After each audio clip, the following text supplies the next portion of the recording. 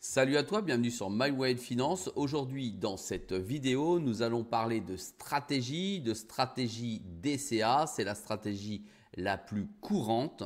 Et nous allons également parler des variantes du DCA, ce qu'il est possible de mettre en place. Ensuite, je reviendrai en fin de vidéo sur les propres stratégies que j'implique selon mes portefeuilles.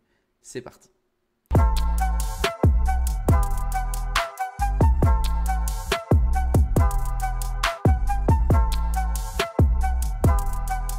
Sois le bienvenu dans cette vidéo. Je te rappelle qu'ici, il n'y a pas de conseil en investissement. Je te montre ce que je fais et comment je le fais. Oui, nous allons parler de stratégie DCA, de ces variantes et nous allons tenter de les analyser rapidement afin de bien comprendre ce qu'est le dollar cost averaging et naturellement les différentes adaptations que beaucoup d'investisseurs ont mis en place en considérant le DCA comme le socle et le seul socle valable en termes de stratégie pour leur investissement.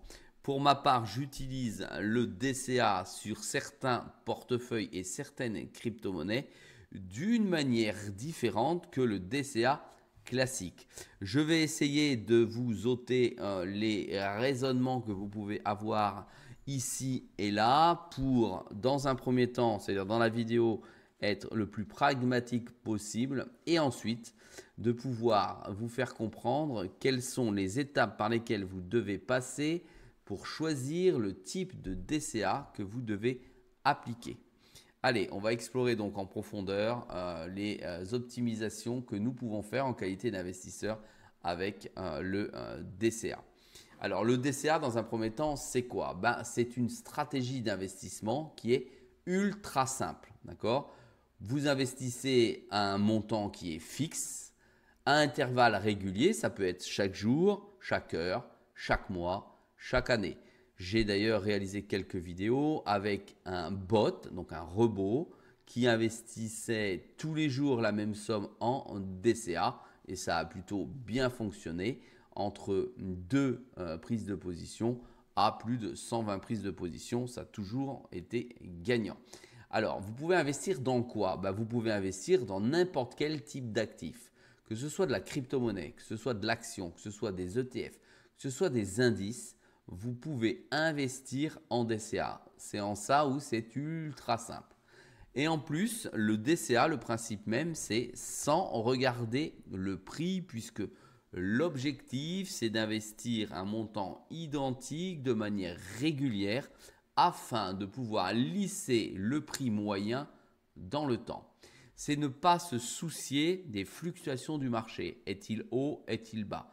Non. C'est d'adopter un mécanisme récurrent qui te permet ni plus ni moins que d'investir sans tenir compte de tes émotions. C'est ce qu'on va voir tout de suite après. Alors, comment ça marche? Le DCA, finalement, ça va réduire ton coût moyen d'achat. Le prix bas, vous achetez des plus petites unités et le prix haut, vous achetez moins d'unités. Effectivement, puisque tu alloues un montant identique, exemple 10 euros. Ces 10 euros vont te permettre de faire l'acquisition d'un nombre d'unités d'actions, par exemple d'ETF ou de crypto. Mais demain, si le prix est plus haut, ce sera toujours 10 euros que tu vas mettre.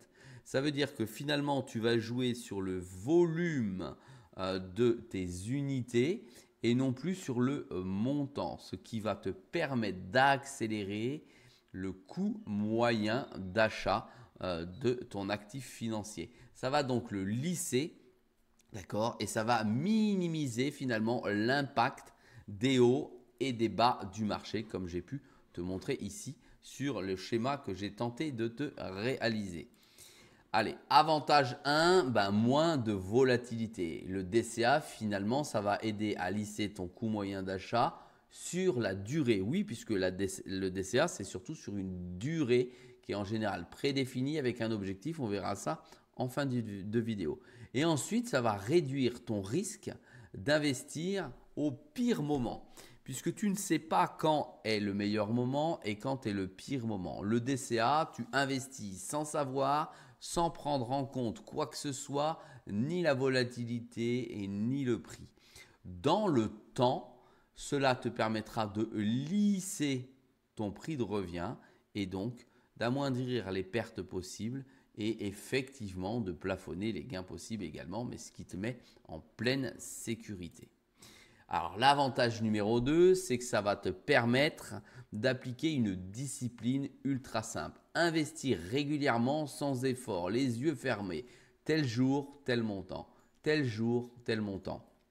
C'est finalement un mécanisme ultra simple à appliquer qui devient ultra puissant et ultra efficace. Ça évite finalement les décisions impulsives ou autres. Tu as peur, tu es dans l'euphorie, tu es dans la cupidité, dans ce que tu veux. Eh bien, ça va te permettre d'éviter ces décisions impulsives. Et ensuite, ça va te permettre de ne pas essayer de deviner le prix du marché, car encore une fois, tu n'es pas devin et donc il faut que tu appliques simplement une discipline. Ensuite, les limites.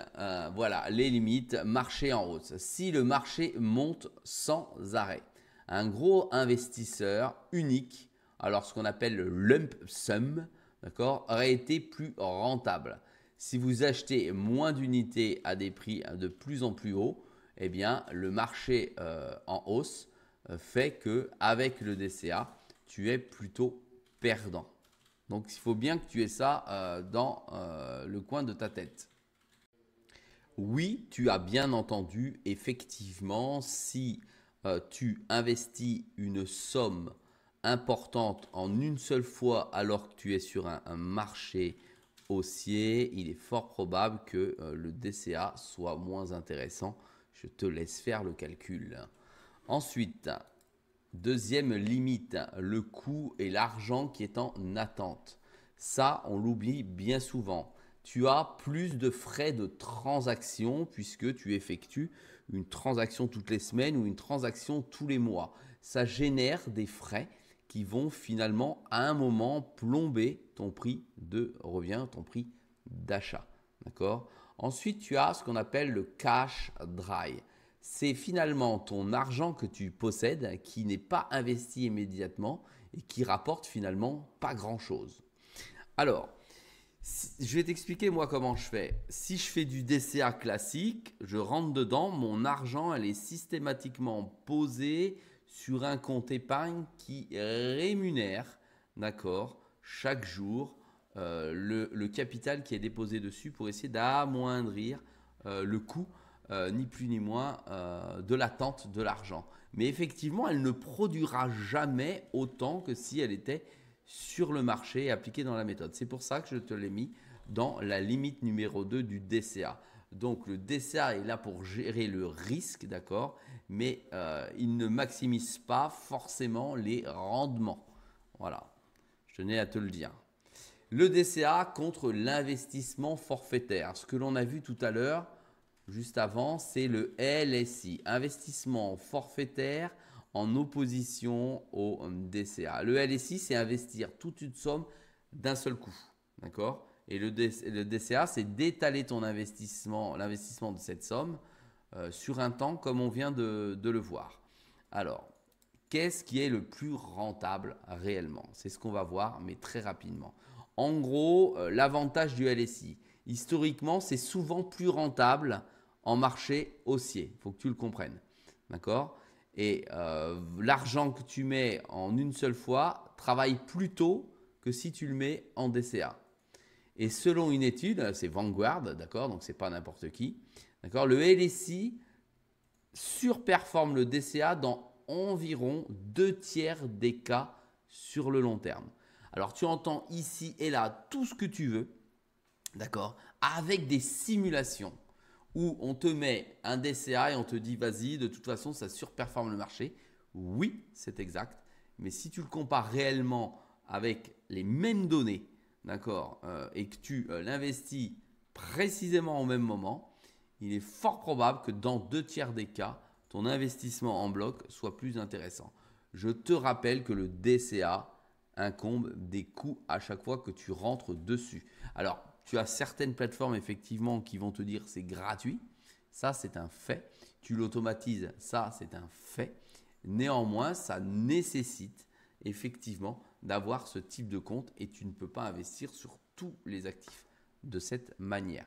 Et rappelle-toi que ça veut dire que ni plus ni moins, le marché est montant. Allez, les risques quand même du LSI sont beaucoup plus importants que le DCA. Le gros risque, c'est si le marché chute. Encore une fois, tu n'es pas devin, tu vas mettre ça aujourd'hui, tu ne sais pas s'il va chuter demain. Donc, s'il chute après votre investissement. Et en plus, ça te procure un stress émotionnel important en ce sens où tu vas mettre une grosse somme et tu ne sais pas ce qui va advenir de cette grosse somme. Mon exemple, il est simple. Pour être très clair, j'ai pratiqué les deux et je pratique les deux, le DCA, d'accord, un certain type de DCA et aussi le LSI. Aujourd'hui, je peux dire avec le recul que mes investissements en LSI ont été bien plus rentables que mes investissements en DCA. Là, je vais avoir des foudres et des commentaires dans la vidéo, mais c'est une réalité. Mes investissements en LSI, je le répète, ont été bien plus rentables que si je les avais investis en DCA et notamment sur le BTC et dans certains ETF.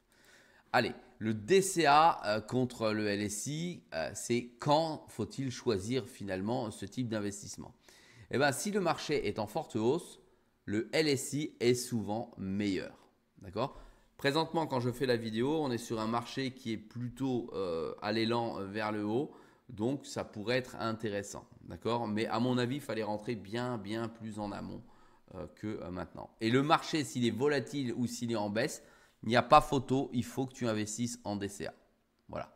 Si tu veux pas de prise de tête, n'oublie pas DCA. Le DCA, finalement, c'est un choix de confort, d'accord, et de gestion du risque émotionnel. C'est comme ça qu'il faut que tu te le mettes en tête. Donc, tu as marché ici simulé en DCA puisque tu investis directement la grosse somme et tu vas profiter du marché qui est en hausse. Et si tu fais ça en DCA, eh bien, tu vas bénéficier des creux de la volatilité pour pouvoir investir de mieux en mieux dessus. Allez, les variantes maintenant qui existent en DCA. Tout le monde s'est mis à inventer ses propres petites variantes, ses petites stratégies. J'en ai regroupé plusieurs et j'en pratique d'ailleurs à ce sujet dessus. Je reviendrai dessus. Donc, adopter le DCA ou adapter le DCA à ton besoin en fonction de ton portefeuille et de ta stratégie, ça paraît normal. Le DCA n'est pas qu'une méthode simple, d'accord? Il existe plusieurs façons de l'adapter en fonction de ta stratégie, de ton portefeuille, en fonction du temps que tu vas donner. Donc, pour mieux coller à tes objectifs et aux conditions du marché, tu peux adapter le DCA. C'est tout à fait possible et ça me semble normal. Alors, première variante, c'est la value averaging, donc ce qu'on appelle la VA en français. D'accord? Et comment ça marche? Eh bien, tu fixes une valeur cible pour ton portefeuille. Exemple, je veux gagner 100 € par mois. D'accord? Tu ajustes ton investissement pour atteindre cette cible. Et si la valeur est basse, tu investis plus dessus. Si elle est haute, tu investis moins dessus.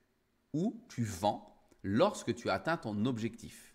C'est ce que j'ai effectué à l'aide d'un bot, d'accord, en automatisant finalement mes entrées tous les jours avec la même valeur. Donc, je n'ai pas baissé mes investissements parce que c'était très court dans le temps. Et je sortais à un objectif, par exemple, de 5% ou de 10%. À chaque fois, le prix montait ou il descendait. De toute façon, ça me rallongeait le temps. Je prenais mes bénéfices, ça coupait l'ensemble des positions, d'accord, et je revenais à zéro dans le cycle. Et comme ça, sous forme de cycle. Donc, c'est investir manuellement ou automatiquement, finalement, avec des points d'entrée dans le temps pour atteindre un objectif financier clair. Ce qui te permet finalement d'augmenter systématiquement ton capital et de ne pas avoir de plus-value latente, mais de récupérer ces plus-values et de pouvoir réellement les utiliser. Allez, l'AVA, les avantages, eh ben, c'est potentiellement un meilleur rendement, comme je viens de te dire, sur le marché de la volatilité et un accès à un objectif de valeur. Tu as tout de suite ta valeur. Le défi, c'est demande plus de suivi et d'actifs. Il faut que tu sois actif parce qu'il faut que tous les jours, tous les mois, toutes les semaines, tu investisses dessus. Et tu as besoin de beaucoup de liquidités parce que tu ne sais pas quand va se finir ou quand ton objectif va être atteint des 100 euros par exemple. D'accord? Donc tu es obligé toujours d'avoir effectivement de l'argent. Pour ce faire, il vaut mieux te baser sur une valeur mensuelle que tu peux épargner, par exemple 100 euros, et puis tu mets 25 euros chaque semaine. D'accord? Et à atteindre de ton objectif de, par exemple, plus 10%, plus 20%, ça sort tes liquidités que tu peux réutiliser dans le VA suivant. Voilà. Donc ça, c'est plutôt réservé à des investisseurs expérimentés et qui sont organisés, qui sont capables de faire en sorte de sortir automatiquement. Ensuite, la variante numéro 2, c'est le DCA dynamique. D'accord? Comment ça marche? Eh bien, tu ajustes le montant investi selon le marché. Tu augmentes l'investissement quand le marché est en baisse et tu diminues l'investissement quand le marché est en forte hausse. L'idée est d'acheter plus quand c'est pas cher en fait. D'accord? Donc pour ce faire, tu vas pouvoir ajuster ton investissement avec un indicateur. C'est toi qui vas choisir l'indicateur sur le graphe que tu veux en disant quand le marché est plus bas, j'investis plus. Quand il est plus haut que le dernier plus haut, j'investis moins, tout simplement. Alors comment ça marche? C'est simple, tu choisis ton ton indicateur, ça peut être une moyenne mobile, ça peut être, je ne sais pas moi, des fractales, ça peut être énormément de choses, mais il ne s'agit pas ici dans cette vidéo d'expliquer les indicateurs, mais ça demande effectivement de plus de temps et de plus d'ajustements puisque c'est plus difficile à l'automatiser. Ensuite, variante numéro 3, le DCA de seuil. Comment ça marche? Eh bien là, tu peux investir un montant fixe, d'accord, seulement si le prix de l'actif tombe sous un certain niveau que tu auras défini. Exemple, tu investis aujourd'hui les yeux fermés sur un actif. Si l'actif monte, tu n'investis pas. Dès lors que celui-ci, au terme de temps, descend en dessous de ton prix d'achat, tu réinvestis. Ce qui va moyenner ton prix d'achat systématiquement vers le bas. D'accord? Et quand le marché voudra bien remonter, eh bien à ce moment-là, tu pourras atteindre tes propres objectifs. D'accord? Pareil, tu ne sais pas quand le marché va s'arrêter de baisser, on est bien d'accord, mais ça va te permettre finalement de profiter systématiquement des opportunités du marché qui est en déclin et qui baisse. Ensuite, variante numéro 4, le DCA de Momentum. Comment ça marche? Eh bien là, tu vas investir dans un actif qui a récemment finalement bien performé. Tu suis la tendance du marché. L'idée est que ce qui monte va continuer à monter. Tu vois, c'est plus délicat. En gros, c'est le FOMO. C'est des oui, j'ai acheté, c'est en train de monter. Et le mec, il est encore en train d'acheter, encore en train d'acheter. Et le marché ne cesse de monter. C'est de rentrer donc par palier à la hausse, uniquement dans une tendance haussière. Ça peut générer de très très bons rendements, mais c'est beaucoup plus risqué. Et ça te demande effectivement plus de temps nécessaire pour rentrer sur le marché et d'analyse. Allez, les autres variantes, on va faire très rapide. Tu as le DCA par allocation d'actifs, c'est d'investir régulièrement dans plusieurs types d'actifs. Exemple des actions, des obligations, pour diversifier finalement ton portefeuille. Voilà, tu as une diversification et tu investis progressivement dessus. Alors, de manière générale, toi, tu te rends compte de ce que tu fais, mais si quelqu'un regarde un actif, il ne va pas forcément voir une somme d'argent rentrer dessus.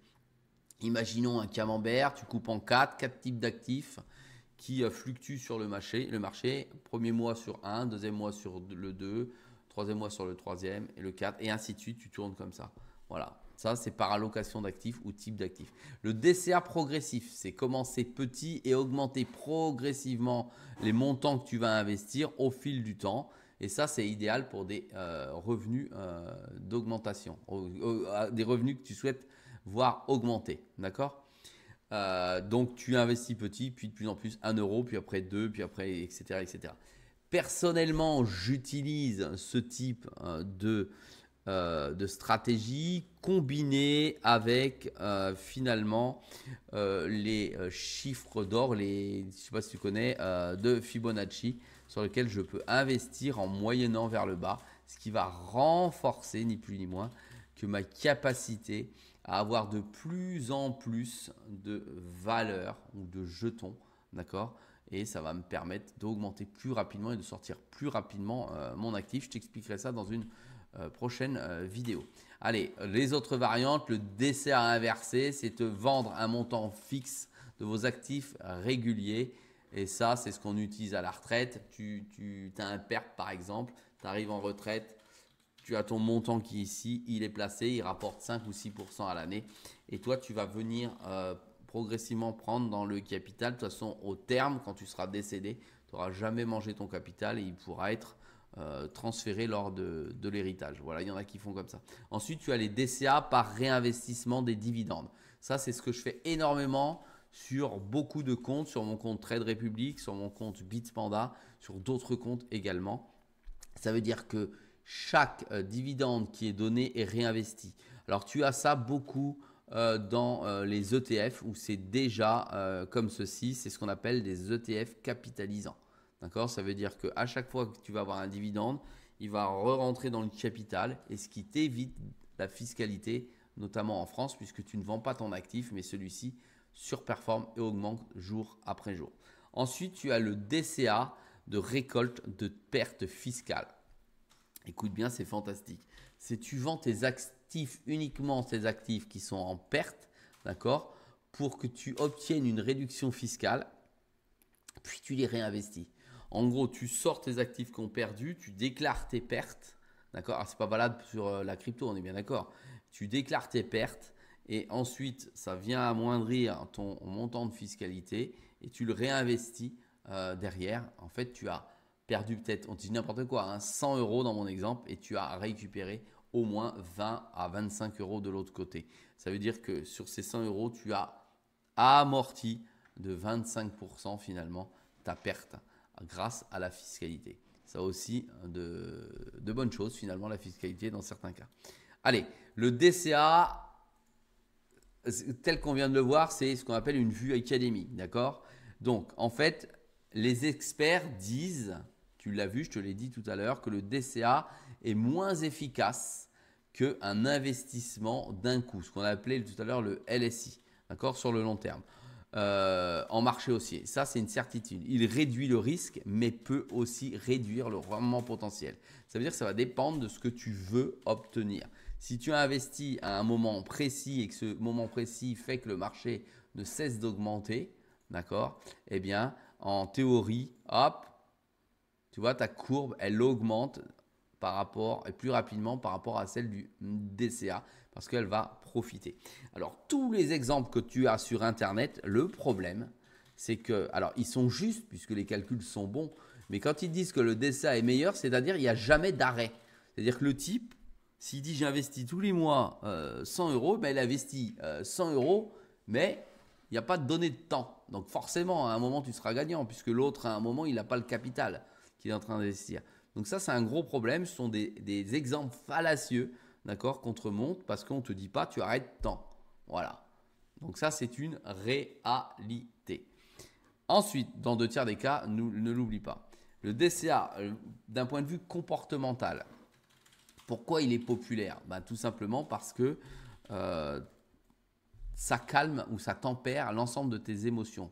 Tout ce qui est peur de perte, il n'y en a plus puisque tu ne regardes pas le prix. Tout ce qui est envie d'acheter au plus haut ou au plus bas, il n'y a pas. Puisque finalement, tu deviens une machine. Mentalement, tu es une machine. C'est-à-dire que tu peux automatiser ça sur le compte et c'est en train de rentrer automatiquement dessus. D'accord? Il va finalement t'aider à discipliner ou à être discipliné et à ne pas abandonner ton investissement. D'accord? Et il va aussi éviter de devoir deviner où va aller le marché. Encore une fois, je le répète systématiquement, nous ne sommes pas devins, donc tu ne connais pas la direction du marché. Voilà, tu ne sais pas si c'est le bon moment ou pas le bon moment à investir. Donc le DCA est très utile pour les vrais investisseurs dans le temps, plutôt à moyen et à long terme. Alors maintenant, les outils d'automatisation qui peuvent exister, c'est investissez sans y penser. Tu vas pouvoir utiliser l'automatisation pour le DCA, ce qui va te rendre finalement plus esclave du temps. Tu peux utiliser plein de plateformes qui automatise le DCA sur les actions, sur les ETF, mais également sur les crypto-monnaies. La liste est très très longue. Si tu me le mets en commentaire, je pourrais te faire une vidéo à cet effet.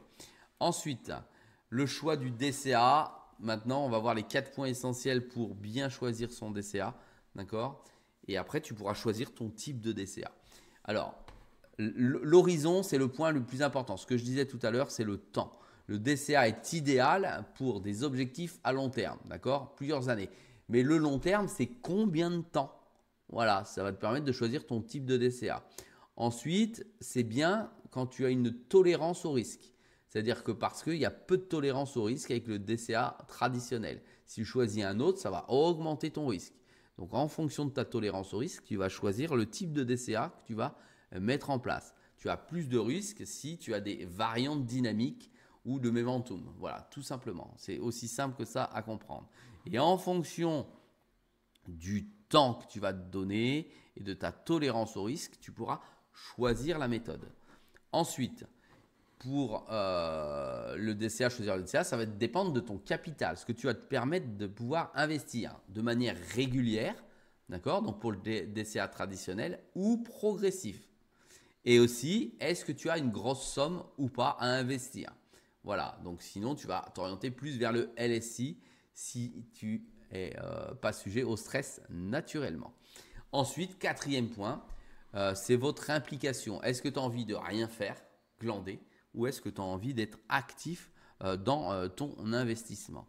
Si tu veux être passif, tu vas plus vers le DCA traditionnel, voire automatisé. Si tu vas être actif, tu vas vers le value averaging, comme je t'ai expliqué en tout début de vidéo. En fait, l'objectif, c'est de toujours diversifier et de voir si tu ne fais pas un mauvais choix. Donc, cette diversification, elle va passer par tes recherches où tu vas aller demander à un professionnel de mesurer cette diversification. Pour ma part, je ne m'adresse pas à un professionnel, je fais ça par mes propres recherches et mes propres convictions. Allez, la conclusion concernant le DCA, c'est finalement un outil qui est ultra flexible pour toi investisseur comme pour moi, et le DCA, c'est finalement une stratégie ultra puissante et adaptable. Que l'on soit finalement un débutant ou un expérimenté, le DCA a tellement de variantes qu'on va pouvoir dynamiser son portefeuille en fonction de son degré de risque et de stress. Voilà, donc ça va te permettre d'amoindrir la volatilité, d'obtenir une discipline et de réduire ton stress. Voilà.